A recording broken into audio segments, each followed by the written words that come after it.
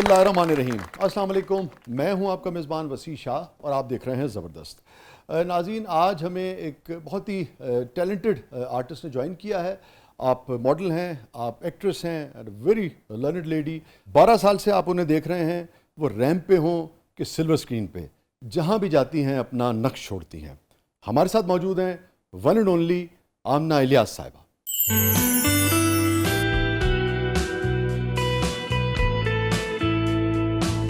पहले जरासीम तुम्हारे पेट में जाएंगे, फिर तुम्हारे जिगर में पहुंचकर कीड़े बन जाएंगे। ऐसी शक्ल हो जाएगी। मैंने नहीं करनी किसी ऐसे लड़के से शादी जो ऊपर से नीचे तक मुझे देख के मुझसे शादी करे। किसी ऐसे से करूंगी जो मुझसे चाहे शादी करना।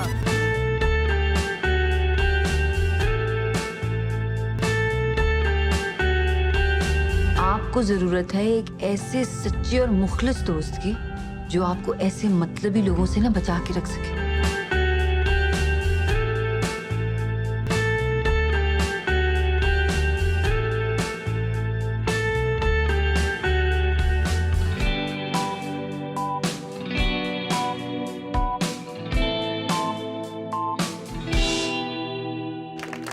Welcome to the show Amna.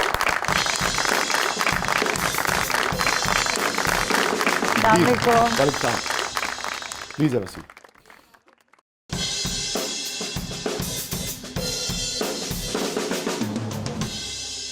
Thank you for coming. बहुत शुक्रिया। Thank you so much for having me. आप तशरीफ लाई, आपने वक्त निकाला। This was a lovely intro video. Thank you so much. ये हमारी टीम ने, जनाब शबीर साहब ने, हमारे प्रोड्यूसर ने बड़ी मोहब्बत से आपके लिए तैयार किया है। Thank you, thank you, thank you.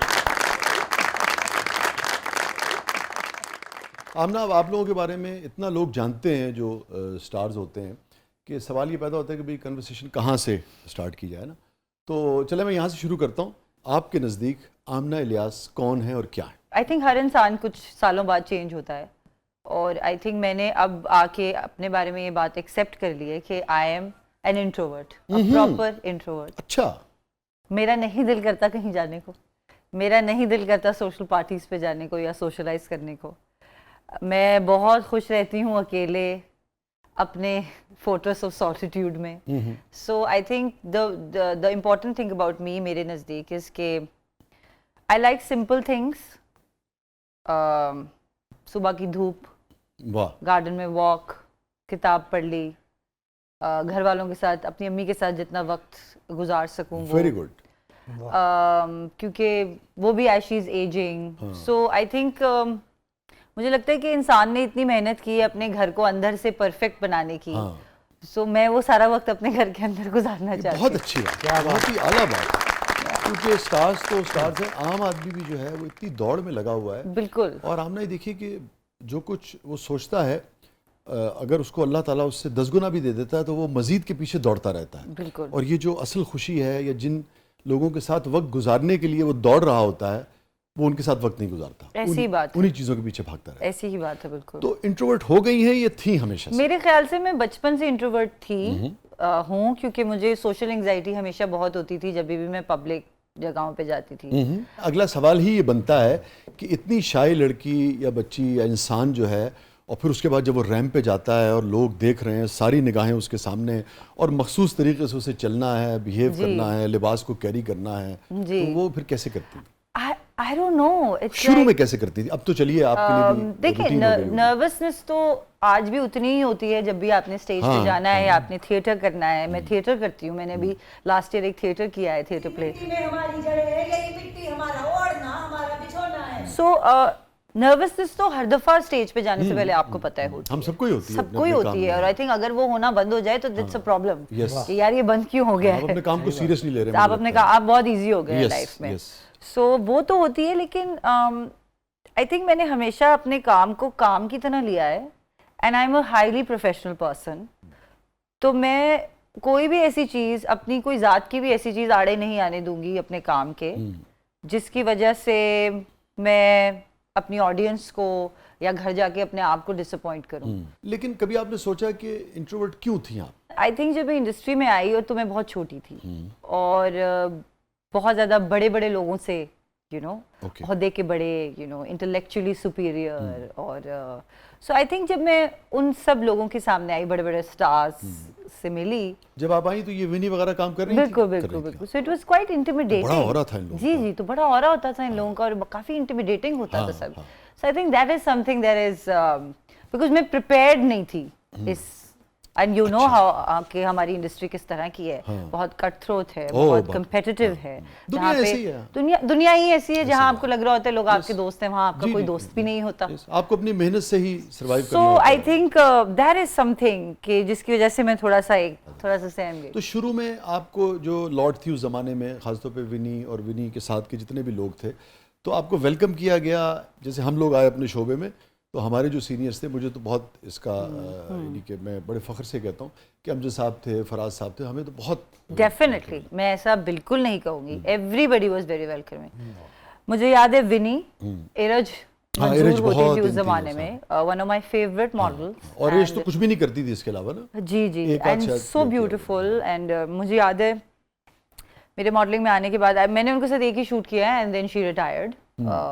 So I remember everybody was very welcoming, but of course पांचों उंगलियां एक बराबर नहीं होती। I'm sure आपको भी अगर 10 लोगों ने वेलकम किया तो बीच में 2 ऐसे निकल आते हैं गंदे अंडे जो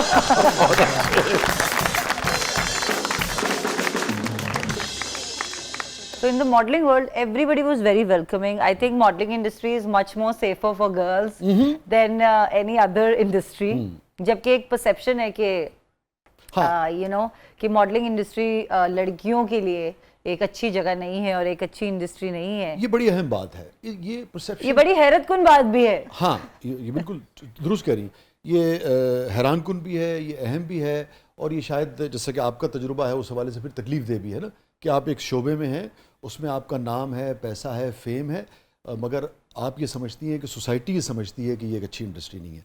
तो वो कहीं अंदर से एक, उर्दू का एक लफ्ज़ है, खुदबुद सी रहती है, एक परेशानी रहती है। अब नहीं वो रहती, रिस्पेक्ट नहीं है सोसाइटी। नहीं, अब नहीं रहती, बिकॉज अब I don't give a dam what people think, you know. जब आप उस एज में आ जाते हैं जब आपको लोगों के परसेप्शन से कोई फर्क नहीं पड़ता, हकीकत से फर्क पड़ता है। शुरू में थी?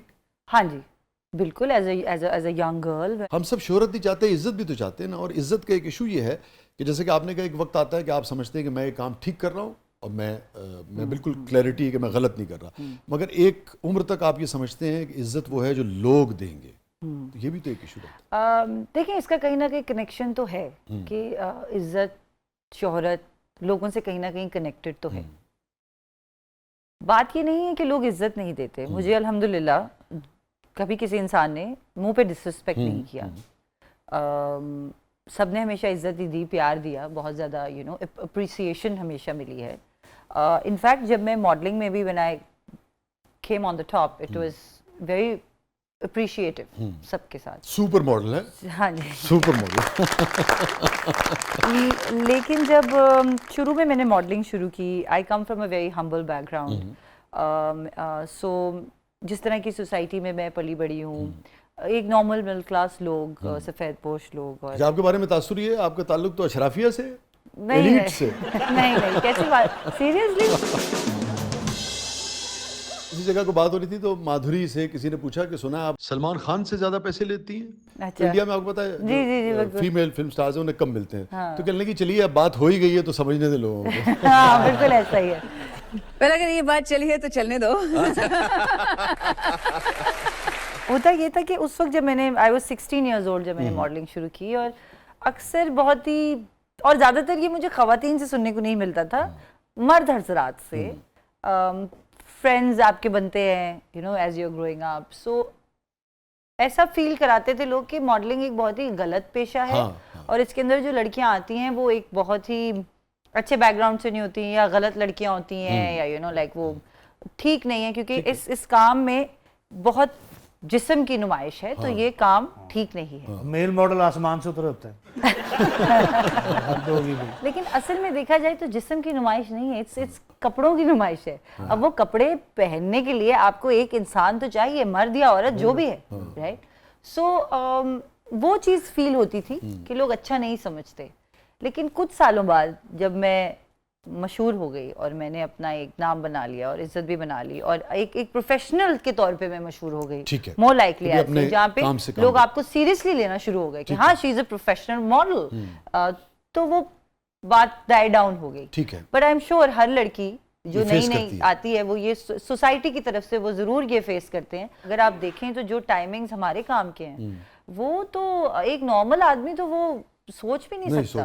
मतलब अगर आप इफ आई टेल यू कि कल मैं अपनी शूट के लिए I woke up at 3:30 in the night, 4 बजे मेकअप आर्टिस्ट मेरे होटल के कमरे में थे, 3 लोग, हम वहां से 1 घंटे में तैयार हुए हैं, 5:30 बजे हम गाड़ी में बैठे हैं और उसके बाद हम 7 बजे छांगा मांगा पहुंचे हैं और 8 बजे मैं कैमरा रोल करने के लिए कॉस्ट्यूम पहन के खड़ी थी और फिर वहां से 5 बजे पैकअप हुआ है जब सूरज खत्म हुआ है। So it's insane. सो अगर लोगों को लगता है कि जी यहाँ पे सब कुछ बहुत हंकी डोरी है और बहुत मजा आ रहा है और पार्टियां चल रही हैं और यू नो लाइक पता नहीं क्या हो रहा है, तो वो कुछ नहीं हो रहा होता। इट्स पेन, मतलब तकलीफ दे काम है बहुत।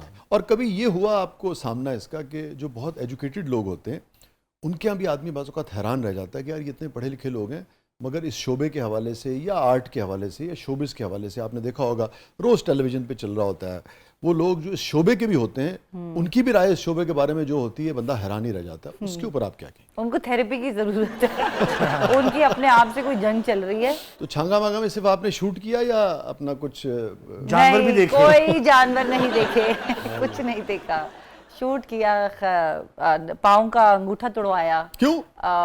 तो मैं एक फिल्म करने जा रही हूँ जिसका नाम है सेलम, और वो एक एक्शन फिल्म। सेलम सालम यार too early for me to tell you guys that, लेकिन नाम भी नहीं ठीक बता रही हैं क्योंकि हम अभी श्योर नहीं है कि यही नाम होगा या नहीं होगा, but it's a name of a place they से। ठीक है, कहानी का नाम से कोई लेना देना नहीं है, ये मैं आप लोगों को बता दूं, सो इस पे इतना फोकस ना करें। तो किक विक मारी आपने किसी को? सर आप देखिएगा किक तो बहुत ही पीछे रह गई अच्छा, है। वाह भाई वाह। तो जो जैकी चैन के साथ आया करती थी पाकिस्तान की मिशेल खान होने जा रही हैं आप? तो अभी वो तो ऑडियंस और आप लोग ही डिसाइड करेंगे, मुझे नहीं पता, बट अल्लाह करे। बहुत अच्छी बात है कि एक्शन जॉनरा जो है ना उस पे काम होना चाहिए। यस। आपने कभी आम लाइफ में आपने किसी को किक मारी है? लो जी। अब ये मत पूछना किसको, नहीं मैंने देखे नहीं पूछा, लेकिन बुरी बात हो जाएगी फिर। बहुत सी मॉडल्स के पेट पे लात मारी है आने के बाद। यार वैसे लोग ना अपने पेट पे खुद ही लात मारते हैं। हाँ, अपनी काहलियों, सुस्तियों और हरामखोरी। हराम कर रहे चले खोरी कर। इससे पहले कि और खुली डुली गुफ्तगू हो, और ये बुनियादी तौर पे पंजाबी के एक्सप्रेशन जो है ना आमना के बहुत कम लोग शायद जानते हैं कि ये बहुत सबसे ज्यादा शौक से पंजाबी बोलती हैं, और पंजाबी आपको पता है जरा खुली डुली जुबान है।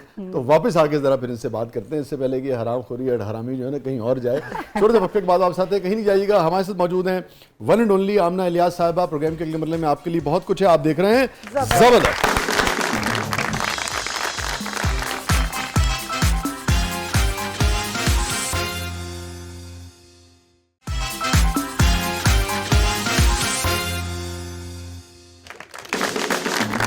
वेलकम बैक नाज़रीन, ज़बरदस्त में एक बार फिर खुशामदीद। और हमारे साथ मौजूद हैं आमना इलियास साहिबा और रिदा। क्या है प्रोग्राम के इस मरले में? आमना अब हमारा सेगमेंट है मेरा कुछ सामान, तो आइए बढ़ते हैं जादुई संदूक की तरफ। अच्छा आमना, हमें संदूक की तरफ बढ़ना है, मगर उससे पहले ये बताइए कि लोग ये समझते हैं कि आपकी कराची का, यानी कि आप कराची से आपका ताल्लुक है, मगर बुनियादी तौर से पंजाबी कुड़ी हो? जी। अच्छा। पैदा कराची में हुई हूँ, स्कूलिंग सारी कराची में हुई है। मेरे अब्बू मुल्तान से थे। अरे जी। और मेरी अम्मी, मेरा अम्मी का जो सारा नानका है वो लुधियाना से, लेकिन वो सिर्फ डायरेक्ट कराची फिर मूव हुए। मेरे पर नाना लुधियाना तो बड़े कमाल का ही जी, नहीं जी, जी, तो आपका तो पंजाबी एक्सेंट भी लुधियाने वाला है, मुल्तान वाला है? मैनू एवी एवरेज जी कोई पंजाबी आंदी है, नहीं ज्यादा कोई नहीं आंदी। वाह वाह भाई वाह। पंजाबी का कोई सॉन्ग याद है आपको? हाँ, पाकिस्तानी गाना है। अच्छा आमना, अगर कोई पुराना टप्पा माइया जो आपने अपनी वालदा से सुना, बाकी आपकी चॉइस है, लेकिन अगर छाबे विच पंज आड़ू, छाबे विच पंज आड़ू, चुप करके बह जानी ते बैण दे सत चाड़ू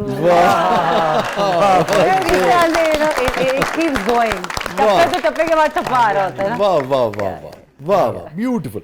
और आपकी वालदा हैं और वालिद, उनकी लव मैरिज थी ना? जी। और it runs in the family sir. हाँ, अच्छा, वेरी गुड। अच्छा, हमें नहीं पता था कि आपकी भी शादी हो चुकी है। मेरी नहीं, अभी नहीं हुई, लेकिन होगी तो लव ही होगी। अच्छा, होगी लव मैरिज। वो जैसे कि आपने शुरू में कहा था किसी फिल्म में कि जो मुझे चाहेगा उससे शादी करूंगी। मैंने नहीं करनी किसी ऐसे लड़के से शादी जो ऊपर से नीचे तक मुझे देख के मुझसे शादी करे। किसी ऐसे से करूंगी जो मुझसे चाहे शादी करना।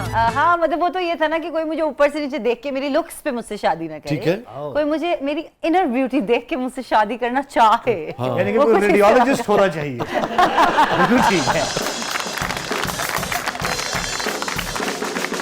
वैसे आप क्या समझती हैं कि रिलेशनशिप में ये जो लुक्स हैं और इनर ब्यूटी, इसका क्या कॉम्बिनेशन होना चाहिए? क्योंकि रिलेटिव टर्म है, मगर लोग अच्छे तो लगते हैं एक दूसरे को। देखिए, it has to be a good blend of both things, and I think looks, by looks what I mean is a person who is presentable, ठीक है, जो कि अपना ख्याल रखता हो, यू नो, उसकी ग्रूमिंग हो। सो आई थिंक लुक्स तो वहीं से आते हैं ना। अभी हाँ। मैं कितनी भी हसीन हूँ और मैं कोई हफ्ता भर नहाई ना हूँ और मुझसे गंदी सी बदबू आ रही हो, हाइजीन का तो ख्याल मैं रखें। कितनी भी प्यारी होंगी, कोई मुझसे प्यार नहीं करेगा। You know, so for me I think it's a blend of both. ठीक है। A person has to be presentable, जुबान का अच्छा हो, अखलाक का अच्छा हो, पोलाइट हो। I love polite man. मुझे राउडी और एग्रेसिव लोग नहीं पसंद नहीं आता। तो या आपने अपने लाइफ पार्टनर के लिए आपने जैसा स्केच बनाया है, तो दुनिया में इतने लोग हैं, उनमें से कोई ऐसा है जो उस पे फिट आता हो? बस शाहरुख खान ही फिट आता है उस पे, वाह भाई, और कोई नहीं है। Never settle for Gauri less। Khan का क्या होगा? नहीं, अब आपने पूछा फिट कौन आता है, तो मैंने उस हिसाब से बताया। हाँ, फिट वो आता है, दुरफिट बाकी सारे आते हैं। फिट वही है। अच्छा जी, रिदा प्लीज जादू संगीत की तरफ।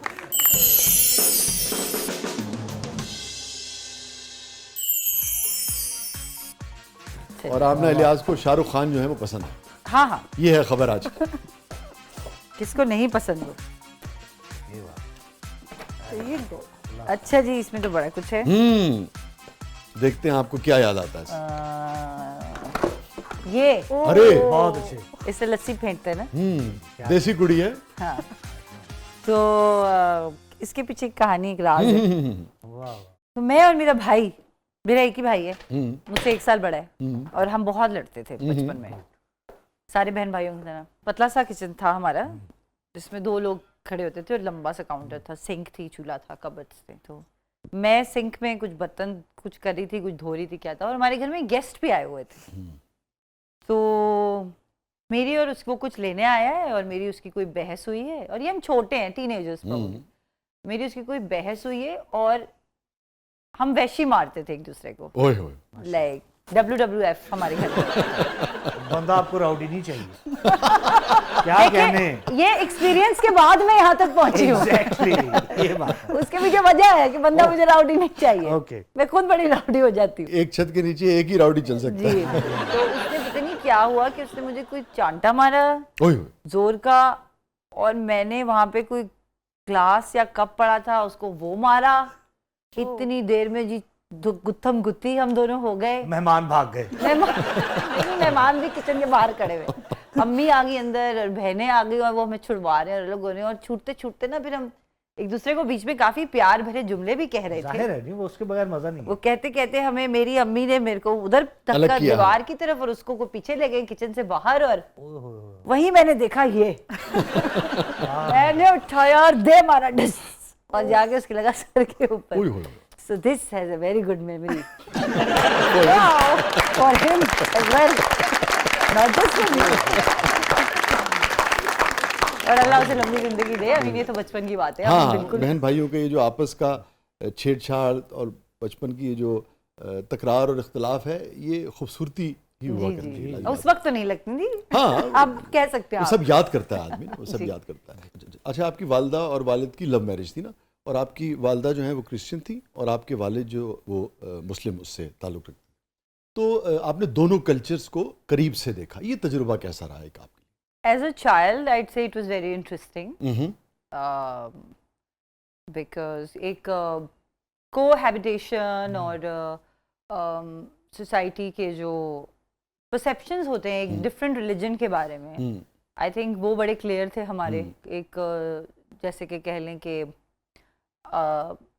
We assume that people who are other than Muslims they are very open minded, और यू नो उन लोगों के वैल्यूज उस तरह के नहीं है जिस तरह के हमारे हैं, विच इज अ कंप्लीट लाई। अच्छा, तेरी कुछ कल्चरल उसमें फर्क है, जैसे हम ईद करते हैं वो क्रिसमस कर लेते हैं, अगेन उस पे भी इट्स द सेम, खाने वही, 4 लोग मिलके बैठ रहे हैं, गप्पे हो रही हैं, so just that it's very normal. But मुझे बहुत मजा आता था बिकॉज मैं हर चीज सेलिब्रेट बचपन से करते थे।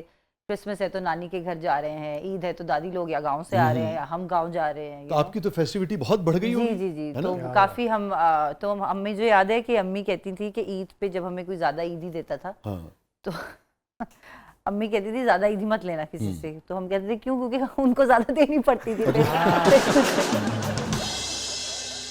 और आप देखिए आमना, इस्लाम के अंदर भी जो तमाम रिलीजन्स हैं उनका बाकायदा एहतराम का हुक्म दिया गया, यानी कि कुरान के अंदर भी बाकायदा कि सबका आपने बाहमी एहतराम जो है वो करना है। ये बहरहाल एक बड़ी दिलचस्प बात है कि आपने दोनों कल्चर्स को और दोनों उसको करीब से देखा और आपका बड़ा अच्छा एक तजुर्बा जो है वो रहा। रिदा, रिदा ये आपको मैं फेंक के दूं या पकड़ाऊं? नहीं मुझे कैच कर दूं। आप इससे लस्सी बना दें। अच्छा जी, अगला आइटम क्या है? यार तुसी चावा भी रखे। हाँ, हालांकि ऐसी चावे नहीं है।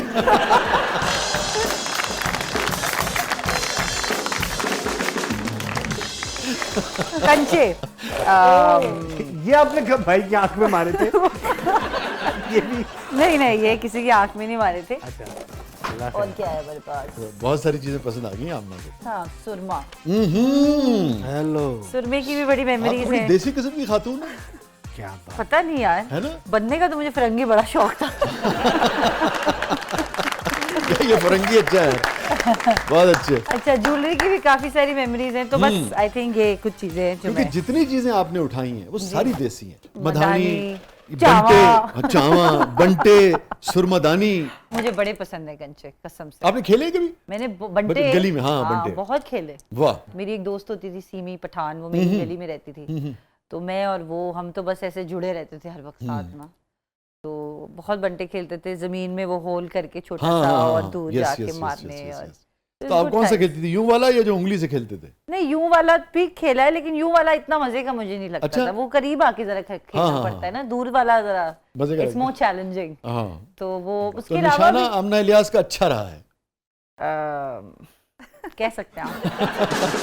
कह सकते हैं, मतलब मैं कोई वो नहीं उससे करना चाहती, लेकिन आई थिंक अब I become a little rusty now. अब कोई खेलने को कहेगा तो उस तरीके से नहीं खेल पाऊंगी मैं। तो निशाने से कितने जख्मी किया आपने लोग जिंदगी में? हेलो, कोई नंबर नहीं है। नंबर नहीं हो? उफ, ऐसी चीजों का नंबर थोड़ी रखते हैं। अनलिमिटेड।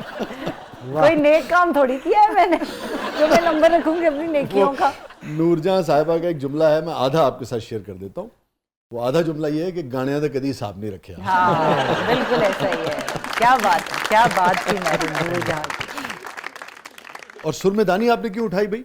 सुरमेदानी से मुझे ये याद आया कि मेरी दादी जब भी गांव से आती थी तो वो जो है एक इस तरह का, बिल्कुल इसी तरह की एक बॉटल अपने साथ लाती थी सुरमे की, और वो मुझे याद है हम उनसे लेके लगाते थे आंखों में, और वो बड़ा ड्राई सा होता था, हल्का सा चुभता भी था आंख में, और बट ब्यूटीफुल मेमोरी। मेरी दादी, अल्लाह ने जन्नत नसीब करे, आमीन। इज अच्छी, बहुत अच्छी। गरी के रहमत फरमाए, किस गांव से ताल्लुक था उनका? लैया। अच्छा, लैया से आगे चक 98। अच्छा। तो आपको जाने का इत्तेफाक हुआ अपने बुजुर्गों के गांव? जी, बचपन में तो जाते थे बहुत ज्यादा। आखिरी बार कब गई आप? बहुत साल पहले। अच्छा, बहुत साल पहले। कोई खास बात जो आपको गांव की याद आती हो? ट्यूबवेल। ट्यूबवेल में नहाना, गर्मियों में आम खाने, ठंडा पानी कहीं नहीं मिलता है। यस, आम खाने, नहाना, सारा दिन खेलना। Tubewell is very good.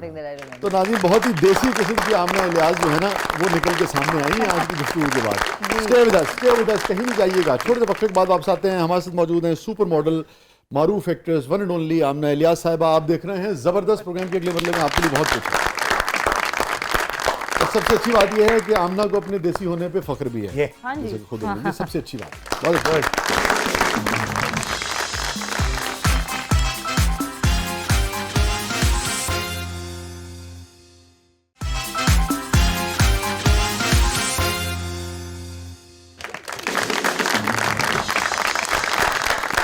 Welcome back नाज़रीन। ज़बरदस्त में एक बार फिर खुशामदीद। हमारे साथ मौजूद हैं मोहतरमा आमना इलियास साहबा। रिदा, क्या है प्रोग्राम के इस मतलब में?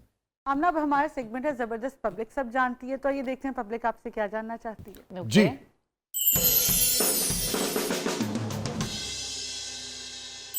मेरा आमना से सवाल है कि आपकी एक फिल्म थी जिंदा भाग, जिसमें नसीरुद्दीन शाह भी थे। इनके साथ काम का तजुर्बा कैसा रहा? कोई मज़ेदार वाक़या बात इनके हवाले से शेयर करें। मीठे बोल में जादू है। इनके नसीरुद्दीन शाह साहब is a legend himself. I mean उनकी जितनी भी तारीफ़ की जाए कम है। क्या बात। I was very honored to have shared screen with him. And तो उनका बस यही था कि बहुत सख्त थे हमारे साथ। मेरी पहली दूसरी फिल्म थी उस वक्त, और मुझे याद है हमारी एक एक्टिंग ट्रेनिंग हुई थी उनके साथ। 8 दिन की हमारी एक वर्कशॉप हुई थी, जिसमें मैं थी, मेरे जो 3 को एक्टर्स थे वो सब थे, और वो बड़ा हमें सुबह से शाम तक हम उनके साथ ही होते थे, तो खाना भी साथ खा रहे हैं और सब चीज़ें कर रहे हैं। तो मुझे याद है एक दफ़ा एक इमेजिनरी एक्सरसाइज थी जिसमें मैं नेल कलर लगा रही थी। अच्छा। तो मैंने ऐसे एक्टिंग की नेल कलर लगाने की। तो हुआ ये कि मैंने ना बॉटल यूं पकड़ ली अपने हाथ में, और मैं यहीं से इसमें नेल कलर निकाल रही हूँ और यूं लगा रही हूँ। तो उन्हें समझ नहीं आया कि यहाँ से कैसे करेंगे? यहाँ से कैसे, तो गिर जाएगा। तो गिर जाएगा जब तुम ऐसे करोगी तो। But again you know you are stupid, you are young. अब इमेजिनरी में तो मैं इतनी भी कोई मैं पर्टिकुलर नहीं थी, तो मुझे सबसे ज़्यादा डांट पड़ती थी उस क्लास में। बट आई थिंक उस डांट का नतीजा है कि मैं कुछ थोड़ा बहुत सीख गई हूँ। तो उन्होंने उस मौके पे आपको कहा, फिर गाइड किया? बकायदा उन्होंने मुझे डांटा। What nonsense is this? You don't have brain?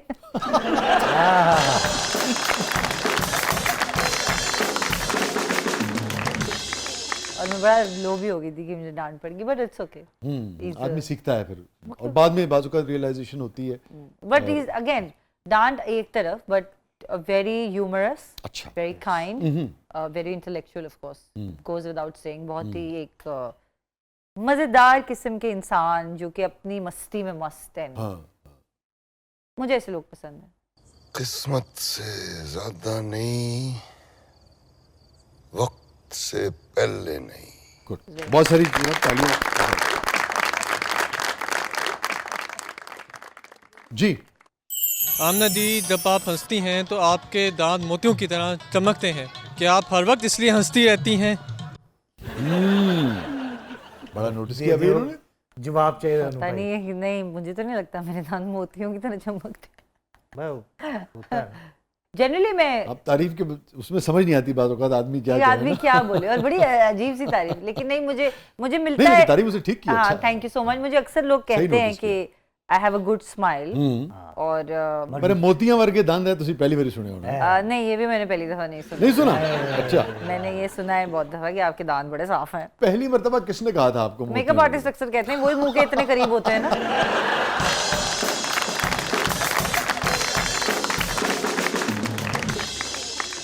तो मुझे याद है कि मैं किसी सेट पे थी और कोई मेकअप आर्टिस्ट था, मुझे याद नहीं, वो आया है, मेरा ग्लॉस वगैरह गिरा, हाय दीदी तुम्हारे दांत कितने साफ है।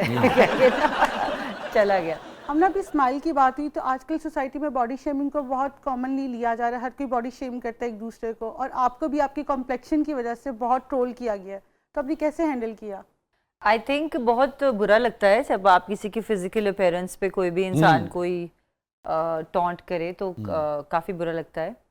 मुझे हैंडल कैसे करना चाहिए उसे? इसलिए कि देखें ना, जैसे आप कॉन्फिडेंट थी और आप नहीं, मैं कॉन्फिडेंट नहीं। अच्छा नहीं, अच्छा। मुझे तो शुरू में प्रॉब्लम हुई? जब तक ये बात किसी ने रियलाइज नहीं की तब तक मुझे पता ही नहीं था कि this is also a thing, कि ये भी एक बात, ये भी कोई चीज होती है, और इसकी बेसिस पे आपको लोग जज करते हैं, आपको नंबर मिलते हैं इस बात के। तो मुझे नहीं पता था। हाँ, बचपन में आंटी खाला घर पे आई तो कहा कि अरे तू धूप में खेल खेल के तूने क्या अपने आप को साड़ लिया है। अब नहीं, शुरू वहीं से होता है। हम हाँ, लेकिन उस वक्त भी इतना नहीं पता चलता था। घरों में भी जरूरत है इसकी। बिल्कुल आई एग्री। तो वो भी बेचारी, लेकिन मैं रियलाइज करती हूँ कि वो बेचारियां खुद, जो मेरी खाला है और यही सब उन्होंने भी फेस किया, और वो सोसाइटी के हाथों मजबूर हैं कि जी रिश्ते नहीं आएंगे लड़कियों के, तो जी शादियां नहीं होंगी, और अल्टीमेटली तो बात उनके लिए तो वहीं आकर खत्म हो जाती थी। सो हैंडल मैंने इसको इसी तरह किया कि एक नंबर 1 जब मुझे मॉडल ऑफ द ईयर का अवार्ड मिला, तो मैंने इस बारे में बात की। अच्छा। मैंने लोगों को ये बात बताई और मैं घबराई नहीं ये बात करने से पहले कि मेरे कम्प्लेक्शन की वजह से मुझे जितने लोग अप्रिशिएट करते थे उससे शायद थोड़ी कम मिकदार में, लेकिन लोग थे जो मुझे कास्ट नहीं करते थे। अच्छा। या जो मुझे कास्ट करते थे तो फिर वो मुझे मेरी अपीयरेंस को चेंज करने की कोशिश करते थे through makeup. Very sad. So वो एक साइकोलॉजिकली आपके दिमाग पे एक टोल आता है कि आप ये सोचने लगते हैं कि am I not good enough, मेरे अंदर क्या कमी है, क्या मैं ठीक नहीं हूँ। वो उनको नहीं पता कि वो भी ये कर जाते हैं आपके साथ फ्लो में, बिकॉज उनका क्राइटेरिया ये है कि उन्हें एक सर्टेन टाइप ऑफ पर्सन चाहिए। क्राइटेरिया गोरा रंग रह गया, हालांकि हर रंग में बेपनाह हुस्न, हर रंग में, हर शेप में। मैं तो समझ, मैं कह रही हूँ इट्स ओके अगर आपका क्राइटेरिया वो है तो आप फिर उस क्राइटेरिया पे जाएं। ठीक है, दुनिया में हर तरह के लोग हैं। मैं ये समझता हूँ उसको तब्दील करने की जरूरत है। मैं सोचे कि हर चीज में एक हुस्न है, हर रंग में एक हुस्न है। एब्सोल्युटली। मैं अगर मिसाल देना चाहूँ, बुरा तो बिल्कुल छोड़ ही दीजिए। आप मॉर्गन फ्रीमैन को देखें, आप डेंजिल वॉशिंगटन को देखें, आप हेली बेरी को देखें, क्या हसीन लोग हैं। Exactly my point. हमारे इर्द गिर्द दोस्त अहबाब हमारे, हम उन पे जान छिड़कते हैं और सारे गोरे थोड़ी होते हैं। तो I think I was the first one in Pakistan ever जिसने कभी इस बारे में बात की। अब तो बहुत सारे लोग करते हैं। सो एक उसके बाद आई रिमेम्बर एक पूरा अगले दिन on every newspaper, every headline it was me के क्या बात कर दी। This that was it's still considered the best speech ever in the history. So but the fact of the matter is कि वो दिल से चीज आई थी। वो एक बहुत अच्छी बात, एक्सपीरियंस से वो बात आई जी। अस्सलाम वालेकुम आमना जी, कैसी हैं आप? ठीक हैं। अच्छा, मेरा आपसे ये सवाल था कि आपकी एक फ़िल्म थी 7 दिन मोहब्बत, तो क्या वाकई 7 दिन में मोहब्बत हो जाती है? और फिर जो वो 7 दिन वाली मोहब्बत है वो कितने साल बरकरार रहती है? अगर सच्ची हो तो 7 सेकंड्स की भी सालों चल सकती है। मैं वही कहने वाली थी, मोहब्बत तो इंसान को 7 लम्हों में हो जाती है। 7 दिन तो बहुत ज्यादा है। ज्यादा है ना। 7 दिन में तो कायनात बन गई थी।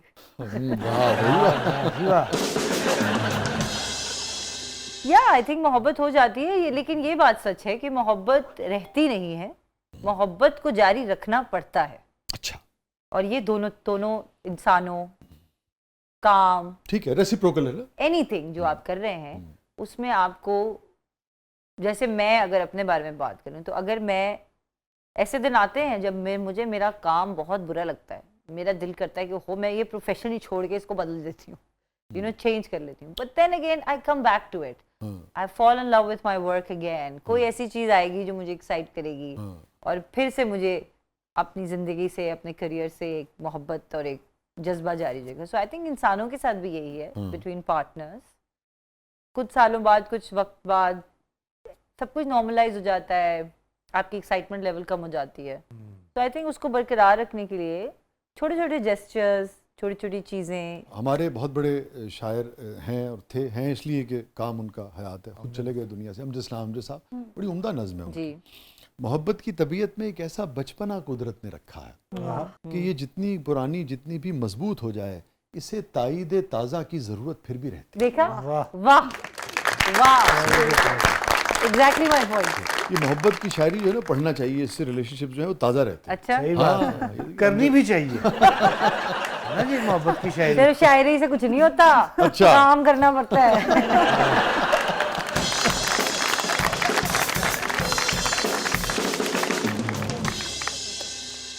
आप वैसे एक मोहब्बत की कायल हैं जिंदगी में या बार बार मोहब्बत की कायल हैं? नहीं, आई थिंक जब आपकी शादी हो जाए, जब आप ये नॉर्मल बड़ी में बात करें, देखिए शादी जब आपकी हो जाए तो फिर आप सीधे हो जाएं। हाँ, फिर तो तीर की तरह सीधे हो जाएं। हाँ, लेकिन आई थिंक कोई भी इंसान मोहब्बत इसलिए नहीं करता कि वो उसको खत्म करे, या वो उस टर्मोइल, उस दुख से गुजरे जो कि ब्रेकअप का होता है, खुलूस से उस रिश्ते में जाता है। तो आई थिंक अगर कोई चीज नहीं चलती तो आपको पूरा हक है कि आप जिंदगी में आगे बढ़ें और दोबारा मोहब्बत करें। और इंसान बना ही मोहब्बत से है। पूरे यूनिवर्स एक लव एक ऐसी चीज है जो पूरी दुनिया को चला रही है। ठीक है, प्यार एक मोहब्बत, किसी चीज से मोहब्बत, किसी काम से मोहब्बत, किसी चीज के लिए सोचना भी तो एक मोहब्बत ही है ना, कि हमें वो चाहिए। आपको एक आई थिंक यूनिवर्सल फोर्स जो मैंने एक किताब में भी पढ़ा है कि दैट इज लव, जो पूरी दुनिया को चला रही है। सो आई थिंक कि मोहब्बत इंसान करता है, जिसकी मोहब्बत नहीं चलती मुझे उनके लिए बहुत दुख होता है, लेकिन इसका ये मकसद बिल्कुल नहीं है कि आप रुक जाएं दोबारा जिंदगी में। मोहब्बत न करती। और आप क्या समझती है दोबारा मोहब्बत उसी शिद्दत उसी खुलूस के साथ दोबारा हो सकती है? मोहब्बत शिद्दत और खुलूस, लेकिन बेवकूफ़ी के साथ नहीं होती, मुझे इतना पता है। अक्लमंदी से होती है, समझदारी से होती है, ठहराव से होती है, जज्बाती मोहब्बत नहीं होती। जैसे कि अगर अब मुझे जिंदगी में कभी मोहब्बत होगी तो वो जज्बाती मोहब्बत नहीं होगी, वो बहुत, और वही सही मोहब्बत है। तो ज्यादा कैलकुलेटेड नहीं हो जाएगी आमना? नहीं, वो सही मोहब्बत है, वो कैलकुलेशन जरूरी है, वरना आप खड्डे में गिरते हैं।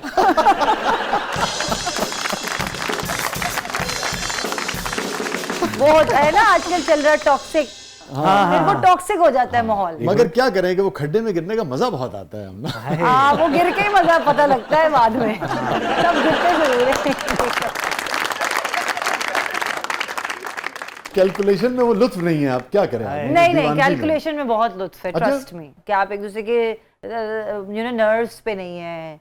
तुमने मेरा फोन नहीं उठाया, तुमने मुझसे बात नहीं की, तुम कहाँ थे, तुम फलाने गए थे, तुम दोस्तों को, रिलैक्स। लेकिन आमना वो इंटेंसिटी, ये क्या इंटेंसिटी है भाई? मिस करता है ना आदमी फिर। ये इंटेंसिटी मिस करते हैं आप? आप ये इंटेंसिटी नहीं करता। मैं फोन करती हूँ भाभी को, मैं बोलती हूँ उन्हें जरा ये इंटेंसिटी देने, जरा इनकी जिंदगी हराम करें।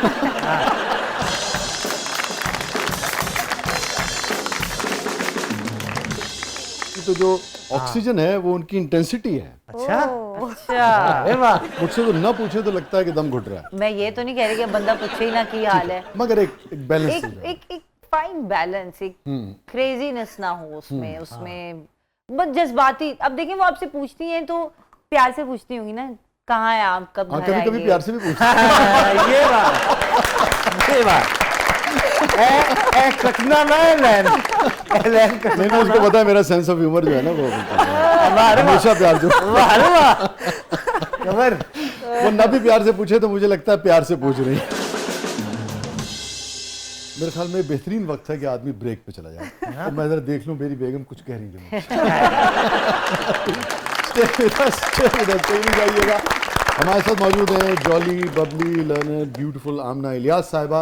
आप देख रहे हैं जबरदस्त। प्रोग्राम के अगले मरले में आपके लिए बहुत कुछ है, थोड़ी वक्त बाद।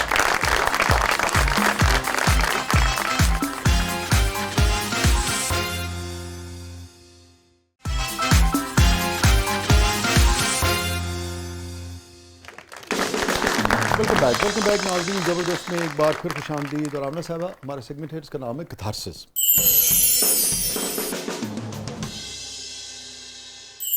Any regret in life? मेरा एक रिग्रेट ज़रूर है कि मैं कभी कभार,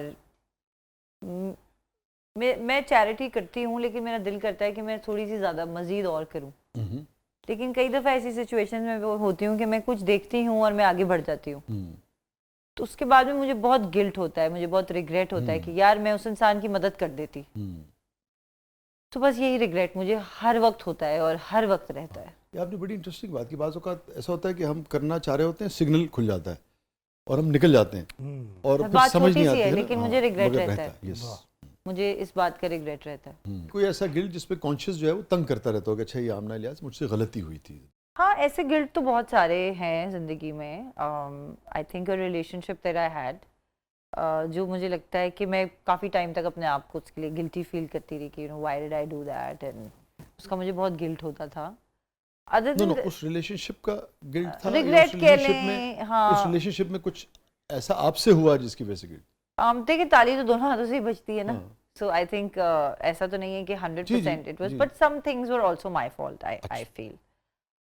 उसके अलावा मुझे एक जो बहुत वियर्ड गिल्ट होता है, जो मुझे हर वक्त रहता है, जिन दिनों में दोपहर में सो जाऊं या ज़्यादा सो जाऊं, तो मुझे उठने के बाद बहुत गिल्ट होता है, मेरी एनर्जी लो हो जाती है, मुझे गुस्सा आने लगता है, मैं चिड़चिड़ी हो जाती हूँ कि मैंने ज़्यादा क्यों सो लिया है। मुझे ऐसा लगता है I am missing out on life. मुझे ऐसा लगता है कि मैंने आज काम कम किया है या वक्त मैंने अपना ज़ाया कर दिया है, और ये बहुत ही स्टूपिड बात है और किसी को भी ऐसा फील नहीं करना चाहिए, क्योंकि सोना बहुत ज़रूरी है। और तो एक ये गिल्ट मुझे हमेशा रहता है, that is the only guilt that I have. Otherwise मुझे गिल्ट्स नहीं होते इस तरह। दुख होता है चीज़ों पे। किन चीज़ों पे दुख होता है? अम्मी से अगर बदतमीजी कर लूँ, अब तो बिल्कुल नहीं करती, लेकिन एक वक्त था जब कर लेती थी।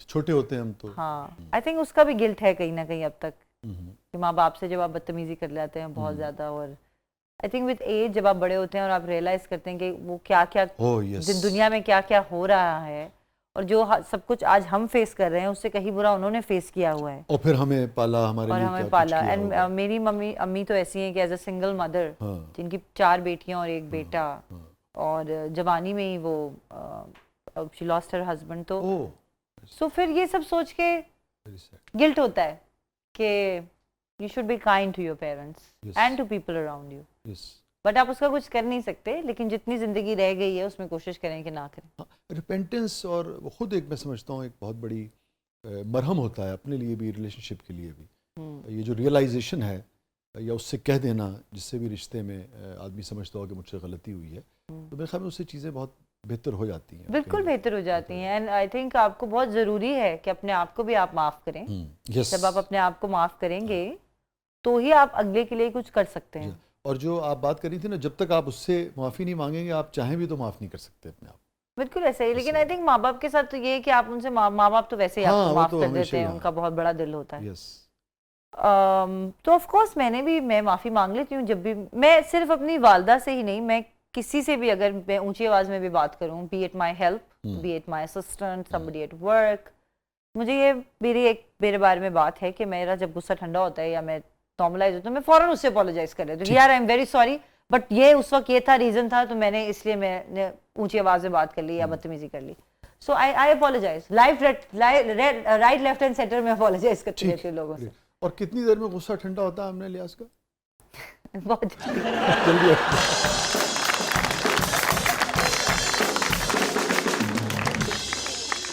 बहुत जल्दी। चलें, अच्छी बात। अभी आपने जिक्र किया आपके वालिद का अर्ली इंतकाल हो गया था। जी मोर देन 20 years। ओहो आप चार बहनें थी आपकी? हम 4 बहनें, मैं सबसे छोटी हूँ। वालिदा तो बहुत आपकी, इसका मतलब है उस वक्त? जी very young, she was in her mid 30s or 30s I believe. Oh हाँ, so very sad, she had a very tough life, but she's an amazing woman, very strong आज तक, and मजेदार खातून है।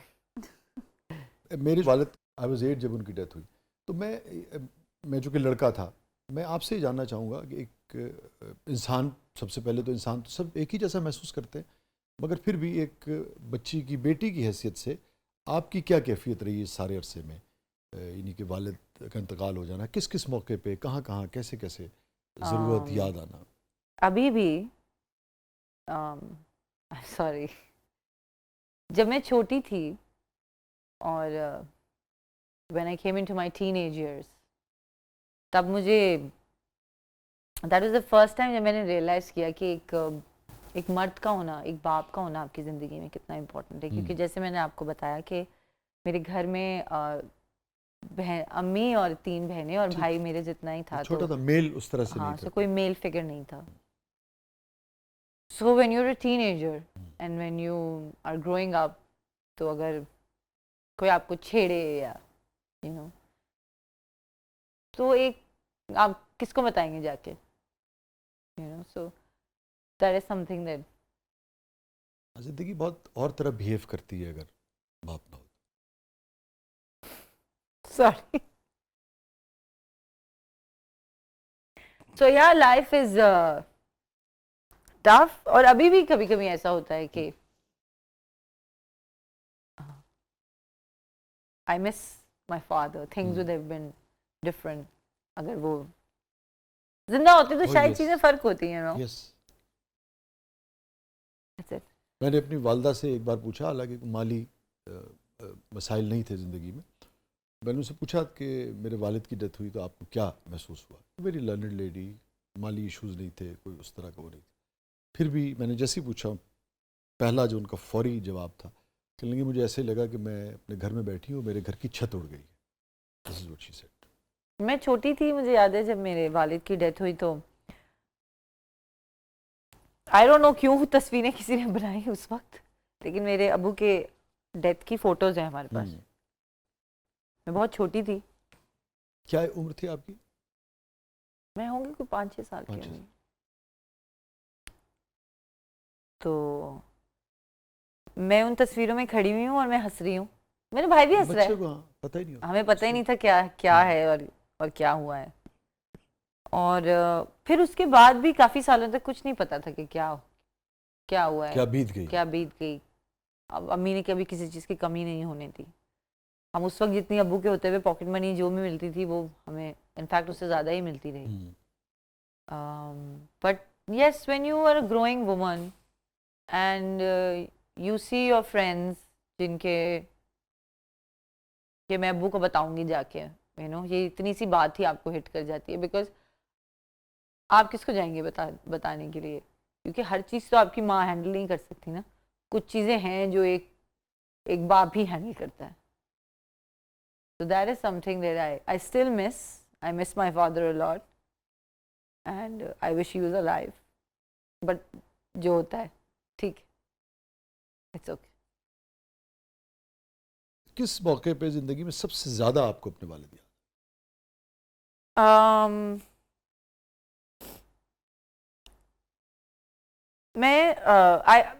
सच बात तो यही है कि मैंने काम इसलिए करना शुरू किया था क्योंकि फाइनेंशियल हमारे हालात मुश्किल थे और सभी काम कर रहे थे, तो हमने भी काम करना शुरू कर दिया। तो उस पूरे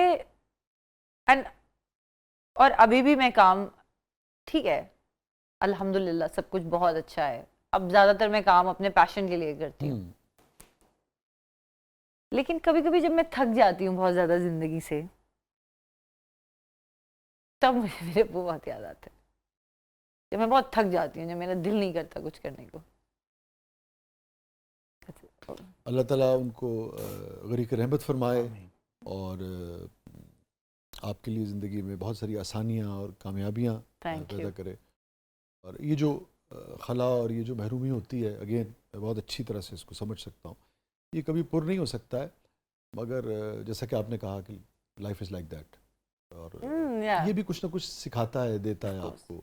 ये महरूमी, ये दुख बहुत देखिए देता है। हर चीज़ का एक रीज़न है। अगर वो नहीं होता तो आज मैं यहाँ नहीं होती। दुरुस्त है, you know, तो इसके पीछे कुछ यही रीज़न होगा शायद। तो मैं एक बहुत शुक्रगुजार इंसान हूँ। I am not a person जो कि नेगेटिव हो बहुत ज़्यादा ज़िंदगी में। मुझे अंदर बहुत एक्सेप्टेंस है चीज़ों को लेके, तो इसमें भी कोई बेहतरी ही होगी और बेहतरी ही है। इंसान वही है जो अल्लाह ताला, लेकिन दुख तो दुख है और माँ बाप का दुख कोई भी इंसान पूरा नहीं कर सकता। कोई रिप्लेसमेंट नहीं है ना इसकी, कोई रिप्लेसमेंट। यस, चलिए ये फरमाइए, मुड़ के देखें तो सबसे हैप्पीएस्ट मोमेंट आमना इलियास साहिबा की ज़िंदगी? एक सबसे ज़्यादा हैप्पीएस्ट मोमेंट मेरे लिए अभी भी होता है जब जब मैं किसी ऐसे प्रोजेक्ट पे हूँ जो मुझे बहुत पसंद हो।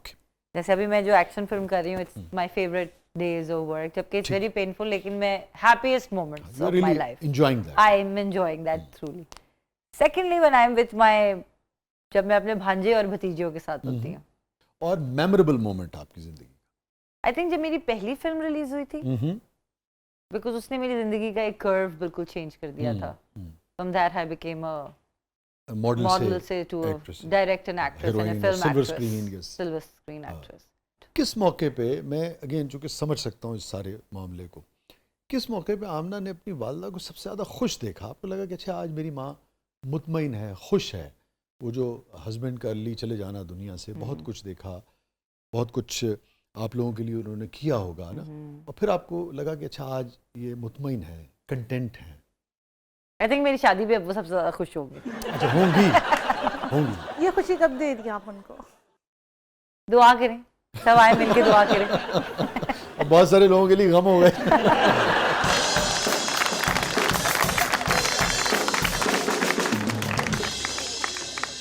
I really don't know. मेरे पास जवाब होता तो मैं दे देती शायद आपको। चलें आपके शो पे आके बताऊंगी, ठीक है? अनाउंसमेंट। जी। ये अच्छी बात है, ठीक है। अच्छा आमना, कोई ऐसी चीज जो लाइफ में आप डिलीट करना चाहो? Yeah, my father's death. I want to delete it from my life. I just want to delete that from my life. कि वो ना होता, you know. That's it. बाकी सारा कुछ अपना है, वो ठीक है, वो खुद की है, वो सब रहे। वो लम्हा काश, वो लम्हा तो मेरा, उसमें मेरी तो कोई गलती नहीं है ना। वो मैंने तो नहीं किया। लेकिन एक चीज़ मैं यहाँ पे ऐड करना चाहूँगी, मेरे ब्रदर इन लॉ, बहनोई जिसको हम कहते हैं, जुल्फ़िकार भाई, मेरी बड़ी बहन के हस्बैंड हैं, और जब मैं, वो एक्चुअली हमारे पड़ोसी हुआ करते थे, तो मैं छोटी सी थी 3-4 साल की, जब से उनको जानती हूँ। हम पंजाब भी जाते थे शादियों पे और ये और वो। एक और किस्सा भी है कि उन्होंने, मैं इतनी उनसे ज़्यादा अटैच थी कि वो ना पंजाब जा रहे थे, तो एक स्टेशन पहले जहाँ हमने उतरना था वो उससे पहले उतर गए, तो मैंने उनके पीछे जंप मार दी। वो इसलिए उतरे कि उन्हें सामान ना उठाना पड़े, मैंने इसलिए जंप मार दी कि जुल्फ़िकार चले गए हैं। सो मेरी उनसे इस तरह की क्लोजनेस है। और फिर अल्लाह ने ऐसा किया कि मेरी बड़ी बहन की शादी भी उनसे हो गई। जब से वो मेरी जिंदगी में आए हैं, तो मेरी जिंदगी में जो एक फादर फिगर का रोल है, वो सारा उन्होंने टेक ओवर कर लिया। तो जिसके लिए मैं उनकी बड़ी शुक्रगुजार हूँ, और मैं उनसे बहुत प्यार करती हूँ। जब से तो he is like my father now, a father figure in my life. ये आमना बड़ी उम्दा बात की आपने। अगेन, चूँकि आप बहुत बड़ी स्टार हैं, सेलिब्रिटी हैं, सुपर मॉडल हैं, ये बड़ी अहम बात जाएगी। मैं अक्सर देखता हूँ ये हमारे यहाँ फेमिनिज़म की डिबेट के बाद ना, हम मिसोजिनी के हवाले से बात करते हैं, मगर हम मिसेंड्री के हवाले से बात नहीं करते हैं। दोनों का एहतराम ज़रूरी है, दोनों की अहमियत ज़रूरी है, दोनों के हुकूक ज़रूरी हैं, और दोनों के फ़राइज़ भी जो हैं वो ज़रूरी। बिल्कुल। तो बहुत अच्छा लगा कि आप ज़िंदगी के हर रिश्ते को अहमियत देती हैं। इसी तरह से मर्दों को भी ख़वातीन के हवाले से हर रिश्ते को अहमियत देनी चाहिए, हुकूक देने चाहिए, और उनका एहतराम करना। बिल्कुल बिल्कुल करना बहुत चाहिए। अच्छा लगा आमना, आप तशरीफ़ लाई। आपसे जब भी मुलाकात हो, जब भी आपको इंटरव्यू करने का मौका मिले, पहले से ज़्यादा अच्छा लगता है आपसे मिलकर। Thank you so much. Thank you नाज़रीन, ये था आज का ज़बरदस्त। और आमना जो भी बात कर रही थी जुल्फ़िकार साहब की, उनके जो जुल्फ़िकार भाई हैं, पड़ोसी थे, फिर वो जुल्फ़िकार भाई हो गए, बहनोई हो गए। तो अब मैं, मुझे शायर का नाम याद नहीं, शेर बड़ा दिलचस्प है, मैं आपको सुना देता हूँ कि ए काश कोई बीच की दीवार गिरा दे, ए काश कोई बीच की दीवार गिरा दे, हमसाये का घर भी तो मेरे घर की तरह है। यही किया है भाई। अपने फीडबैक से हमें आगाह कीजिएगा। इजाज़त दीजिए, अल्लाह हाफ़िज़।